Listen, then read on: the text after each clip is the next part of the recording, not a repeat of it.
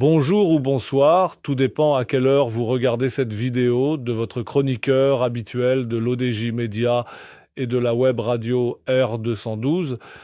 Je me permets de partager avec vous cette réflexion sur le paradoxe marocain.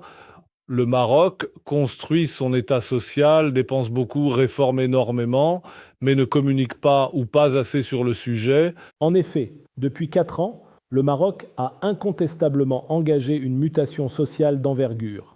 Le Maroc social construit, dépense, réforme, mais ne communique pas. Les réformes s'enchaînent, parfois dans la discrétion, souvent dans l'urgence.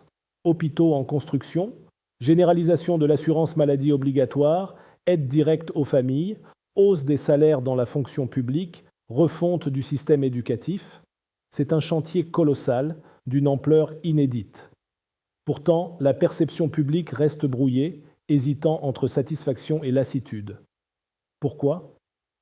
Parce qu'un État peut bien construire, redistribuer et corriger, s'il n'explique pas, il perd la bataille de l'adhésion. Ce n'est pas la matière qui manque, mais le récit. Un récit social cohérent, planifié, incarné. Ce qui manque au Maroc de 2025, c'est cette mise en musique politique capable de relier les actions éparses à une vision collective. Sans cela, chaque réforme ressemble à une rustine sur un pneu à plat, chaque avancée se dissout dans le brouhaha des revendications. Le gouvernement a beaucoup fait, mais il l'a fait comme un pompier efficace sans être architecte. Il éteint les feux sans redessiner la ville. L'histoire récente le prouve. À chaque mouvement social, chaque grève, chaque colère syndicale, l'exécutif finit par céder. Non pas parce qu'il n'a pas de conviction, mais parce qu'il n'a pas su installer son cap comme horizon partagé. À force de répondre, il n'a plus le temps d'expliquer. À force de négocier dans l'urgence, il ne structure plus le long terme. Le résultat? Une gouvernance réactive, souvent généreuse mais épuisante. Et surtout, perçue comme une suite de concessions, non comme un projet. Or, dans toute politique publique, la perception compte presque autant que l'action. Une réforme sociale ne se juge pas seulement sur ses chiffres, mais sur son sens. Ce qu'elle promet, ce qu'elle incarne, ce qu'elle raconte du pays, ce sens-là, aujourd'hui, semble perdu dans la traduction technocratique. Il y a une absence de narration, d'élan, d'âme. Le Maroc social avance, mais sans voix. Et dans ce silence, la rue parle à sa place. Le projet de loi de finances 2026, revu après la poussée revendicative des dernières semaines, illustre parfaitement ce paradoxe. Ce n'est pas une capitulation, c'est un réflexe. Le gouvernement s'adapte, corrige, dépense, souvent dans le bon sens. Mais il le fait sous pression, pas par anticipation. Il répond à la température du moment au lieu de piloter le climat social.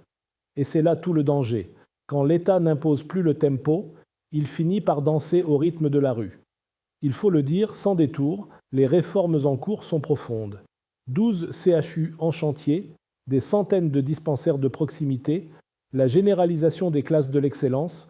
Ces transformations demanderont du temps avant d'être visibles, 2 à 4 ans au moins. Mais le citoyen, lui, vit dans l'immédiat. Il a besoin de signes, de preuves, de pédagogie. Le social, ce n'est pas qu'une question de budget, c'est aussi une affaire de langage.